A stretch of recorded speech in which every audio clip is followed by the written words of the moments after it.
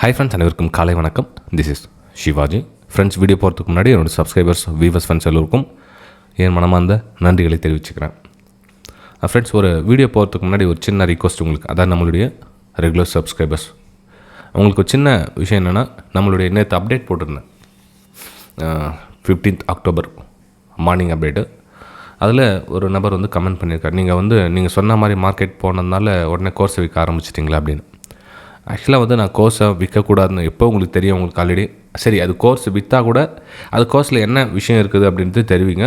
இல்லை அவர் சொல்லத்துக்கு பதில் நீங்கள் என்ன மாதிரி தெரிவிக்கலான்றத உங்களுடைய கருத்துக்களை நீங்கள் அந்த கமெண்ட் கீழே கமெண்ட் பண்ணிவிட்டு அதுக்கப்புறம் வீடியோ பாருங்கள். சின்ன ரிக்வஸ்ட் இது, எப்போதுமே சொன்னதில்லை. ஏன்னா எல்லா கமெண்ட்டுக்கும் பார்த்திங்கன்னா ஒரு 50 பேர் நல்ல கமெண்ட் பண்ணாங்க, ஒரு சிலர் வந்து இந்த மாதிரி பண்ண சொல்ல நம்ம அந்த ஃபோக்கஸ், நம்மளுடைய மனித இயல்பு என்னென்னா எது நெகட்டிவ் அதுதான் பார்த்து கொஞ்சம். ஆக்சுவலாக இந்த வீடியோ போடுறது லேட் ஆனது கூட காரணம் அதுதான்.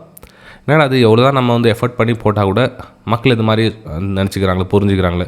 அவருக்கு கோர்ஸில் சேர விருப்பம் இல்லை அப்படின்னா அவருடைய தனிப்பட்ட கருத்து அது. ஏன்னா அவருடைய ஃபேமிலி பேக்ரவுண்டு இருக்கலாம், அவருடைய காசு இல்லாமல் இருக்கலாம், ஏதாச்சும் விஷயம் இருக்கலாம், அவருடைய இல்லை எம்எல் நம்பிக்கை இல்லாமல் இருக்கலாம், சும்மா ஏதோ சொல்கிறான் இருந்தாலும் இவங்ககிட்ட போய்ட்டு என்ன கிடைக்க போகுது அப்படின்ற ஒரு விரக்தியாக இருக்கலாம், ஏதோ 1000 காரணம் இருக்கலாம். ஆனால் அந்த கொஷினுக்கு வந்து நீங்களே வந்து ஆன்சர் பண்ணிவிடுங்க. ஓகே, ஒரு நாள் நீங்கள் சொன்ன மாதிரி போனதால் நான் ஏதோ ஒரு நாள் சொல்லிட்டேன், அது ஒரு நாள் மட்டும் மேலே போயிடுச்சு, அதனால் நான் கோர்ஸை விற்க சேல் பண்ணிட்டேன் அப்படின்ற மாதிரி தெரிவிச்சிருக்காரு. நீங்கள் அதுக்கு பதில் நீங்கள் கொடுத்துட்டு அதுக்கப்புறம் நீங்கள் வீடியோக்கு போல வாங்க ஃப்ரெண்ட்ஸ். ஓகே, சரி. அதுக்கப்புறம் க்ரூட் ஆயிலோட வியூ வந்து டவுன் சைடு கொடுத்துருந்தேன். டவுன் சைடு சாரி, கொஞ்சம் வாய்ஸ் கொஞ்சம் கோல்ட் ஆகிடுது, அட்ஜஸ்ட் பண்ணிங்க, சரியாக வராது. அதாவது இங்கேருந்து டவுன் சைடுக்கான பிளான் பண்ணியிருந்தேன். மார்க்கெட் ஆனால் இங்கே சப்போர்ட் எடுத்து மேலே மூவ் ஆகிடுச்சு. மேலே மூவ் வந்ததுக்கப்புறம் என்ன பண்ணால் மார்க்கெட் திரும்பிடுச்சு. ஸோ எனக்கு வந்து இங்கே எந்த பிளான், அப்பர் சைடு எந்த பிளானும் கிடையாது, ஒன்லி ஃபார் டவுன் சைடுக்கான பிளான் தான். அப்படி திரும்பி ஒரு வழியாக மார்க்கெட் இந்த ட்ரெண்ட்லைனை பிரேக் பண்ணிடுச்சு. ஸோ பிரேக் பண்ணி இந்த மூமெண்டம் கேட்ச் பண்ணியிருக்கலாம் இல்லையா. நான் சொல்கிறது என்னென்னா, அவ்வளோ தூரம் பொறுமை இல்லை எங்களுக்கு. பொறுமை இல்லைன்னா ட்ரேடிங் அவாய்ட் பண்ணிவிடுங்க. அதாவது எனக்கு இங்கேயே ட்ராவல் ஆகிட்டு இருக்குது அப்படின்னப்போ இங்கே எதுவும் பண்ண முடியாது, பையிங் சேல் எதுவும் பண்ண முடியாது இந்த இடத்துல. ஏன்னா மார்க்கெட்டு நல்லா ரிவர்ஸ் கொடுத்துருக்காங்க, திரும்ப கீழே வந்து அகைன் இன்னொரு மேலே ரிவர்ஸ் கொடுத்துருக்கு சான்ஸ் இருக்குது இல்லையா. ஸோ நம்ம இங்கே வந்து எதுவும் பண்ண முடியாது இல்லையா, கொஞ்சம் வெயிட் பண்ணோம். ஏன்னா மார்க்கெட் பார்த்திங்கன்னா ஒரு ரிகவர் கொண்டு கொடுத்துருக்காங்க, கேப் டவுன் ஆச்சு, திரும்ப வந்து மார்க்கெட் வந்து சஸ்டெயின் ஆகி திரும்ப ரிகவர் கொடுத்துருக்காங்க. ஸோ இந்த இதில் 2 டைம் வந்து ரிகவர் கொடுத்துருக்காங்க. இப்போ இந்த டைம் வந்து என்ன மாதிரினா ஆகும்.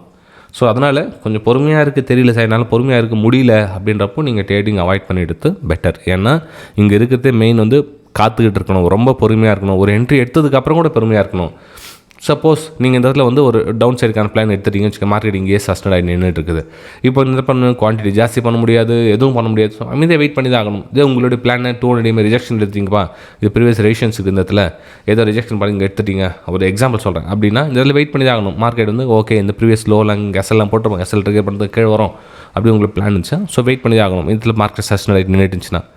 ஏன்னா ஒரு ப்ரைஸ் உங்களை கன்ஃபியூஸ் பண்ணுறத மார்க்கெட் அவ்வளோ ஈஸியாக வந்து தூக்கி கொடுத்துறாது. எல்லாத்தையும் எந்தாப்பா நீ நல்லா கற்றுக்கிட்டு நீ உனக்கு தெரிஞ்ச மாதிரிலாம் சம்பாரிச்சிட்டு போ அப்படிலாம் கொடுக்காது ஃப்ரெண்ட் மார்க்கெட், ரைட்டுங்களா.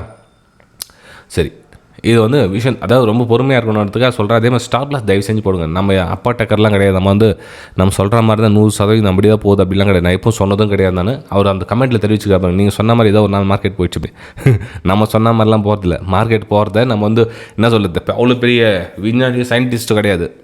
ஓரளவுக்கு நம்ம ப்ரெடிக்ஷன் ஒரு 80% வந்து நம்ம அக்யூரசி வருதா, ஓகே அந்த மாதிரி தான் அதை வச்சுட்டு போனோமே தவிர, ஏன் நம்ம சொல்கிற மாதிரி எத்தனை ஆப்போசிட்டும் போயிருக்குது இல்லையா. இப்போ நான் கீழே சொன்னேன், ஏன் மேலே ஏன் போச்சு மார்க்கெட்டு, புரியுதுங்களா. ஸோ கொஞ்சம் புரிஞ்சுங்க. ஏன்னா அந்த வீடியோ லென்த்தாக அது உங்களுக்கு புரியுது. உங்களுக்கு சார் டாபிக் அங்கே டைம் ஆகுது அப்படின்னு சொல்கிற மாதிரி தெரியுது. வாங்க போயிடலாம் வாங்க. ஸோ Nifty 50 இன்றைக்கி என்ன சார் ஆகும் அப்படின்னு பார்த்தீங்கன்னா ஃப்ரெண்ட்ஸ், இப்போது Nifty டாப்பில் வந்து ஹோல்ட் ஆகிறதுக்கான ஒரு வாய்ப்புகள் இருக்குது. இந்த ரேஷன் சரியாகுது இல்லையா, இந்த இடத்துல வந்து இதுக்கு மேலேயே ஹோல்ட் ஆகிடுச்சு அப்படின்னா அகைன் வந்து ஒரு அப் சைடுக்கான மூமெண்டம் பார்க்கலாம் ஃப்ரெண்ட்ஸ். அதாவது ப்ரைஸு இங்கே ஹோல்ட் ஆகிடுச்சு அப்படின்னா திரும்ப வந்து ஒரு அப் சைடுக்கான பிளான் பார்க்கலாம்.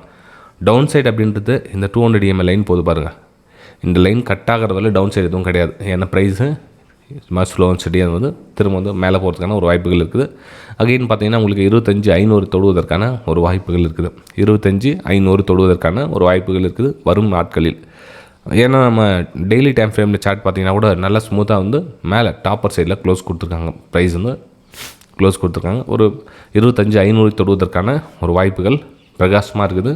ஸோ எவ்ரி கரெக்ஷனில் நீங்கள் வந்து ஒரு அப்பர் சைடுக்கான பிளான் பண்ணி ட்ரேட் எடுத்தால் பெட்டராக இருக்கும். ஓகே, ஸோ நிஃப்டி பேங்க்கை பார்க்கலாம். நிஃப்டி பேங்க் என்ன சார் பிளான் பண்ணலாம்? நிஃப்டி பேங்க் ஆல்சோ ஒரு அப்பர் சைடுக்கான பிளான் தான். ஒரு பிரேக் அவுட்டுக்கான ஒரு வாய்ப்புகளை தேடுங்க. மார்க்கெட் கீழே வருதா, வெயிட் பண்ணுங்கள். உடனே மார்க்கெட் என்ன மக்கள் என்ன நினச்சிங்க, எதுக்காக லாஸ் அதிகமாக பண்ணுறாங்கன்னா 2 மூமெண்டம் கேட்ச் பண்ண ட்ரை பண்ணுறாங்க. இந்த மூமெண்டம் பிடிக்கணுன்றாங்க, இதையும் பிடிக்கணும், இதையும் பிடிக்கணும், இதையும் பிடிக்கணும், இதையும் பிடிக்கணும். ஃப்ரெண்ட்ஸ், அந்த மாதிரிலாம் வந்து எல்லா மூமெண்ட்டையும் நம்மளால் கேட்ச் பண்ண முடியாது. போகிற போக்கில் கொஞ்சம் நம்ம என்ட்ரி எக்ஸிட் பண்ணிக்கலாமே தவிர எல்லாம் இங்கே என்ட்ரி ஆகணும், இங்கே எக்ஸிட் ஆகணும், இங்கே என்ட்ரி ஆகணும், இங்கே எக்ஸிட் ஆகணும், அந்த மாதிரிலாம் வந்து யாராலையும் முடியாது. அப்படி சொல்கிறாங்கன்னா உங்களுக்கு அவங்க பொய் சொல்கிறாங்க அப்படின்னு அர்த்தம். ஓகே, ஏன்னா ப்ரெடிக்ஷன் தான், எல்லாமே வந்து ஒரு ப்ரெடிக்ஷன் தான். இப்போ நீங்கள் இதுக்கு இங்கே என்ட்ரி எடுக்கணுன்னா கூட உங்களுக்கு ப்ரெடிக்ஷன் பண்ணதுக்கப்புறம் தான் வந்து என்ட்ரி எடுக்கணும். உங்களுக்கு டார்கெட் இங்கே பண்ணணும், அது பண்ணணும். ஓகே, அதே மாதிரி இங்கே செல் என்ட்ரி எடுக்கணும் ரிவர்ஸ் அப்படின்னா இது வந்து ரிஸ்கி ட்ரேட் எடுப்பாங்க. இது இந்த அன்றைக்கே சொல்லிட்டேன் உங்களுக்கு, இந்த மொமெண்டம் என்னால் கேட்ச் பண்ண முடியல, நான் விட்டுட்டேன் நான் அப்படின்னு நான் சொல்லிவிட்டேன் உங்களுக்கு. ஓகே, ஏன்னா இந்த மொமெண்டம் என் கையில் இல்லை. வேணுமே இந்த மொமெண்டம் கேட்ச் பண்ணியிருக்கலாம், இந்த மொமெண்டம் கேட்ச் பண்ணியிருக்கலாம், ஆனால் இந்த மொமெண்டம் நம்மக்கிட்ட கிடையாது. ரைட்டுங்களா? ஸோ பேங்க் நிஃப்டி கூட அவ்வளோதான், உங்களுக்கு 57,000 தொடுவதற்கான ஒரு வாய்ப்புகள் இருக்குது. மேபி இன்றைக்கி கூட டச் பண்ணலாம் 57,000, 50,100, 57,100 கூட இன்றைக்கி டச் பண்ணுறதுக்கான வாய்ப்புகள் இருக்குது. ஓகே, சரி. சென்செக்ஸ் பார்க்கலாம்.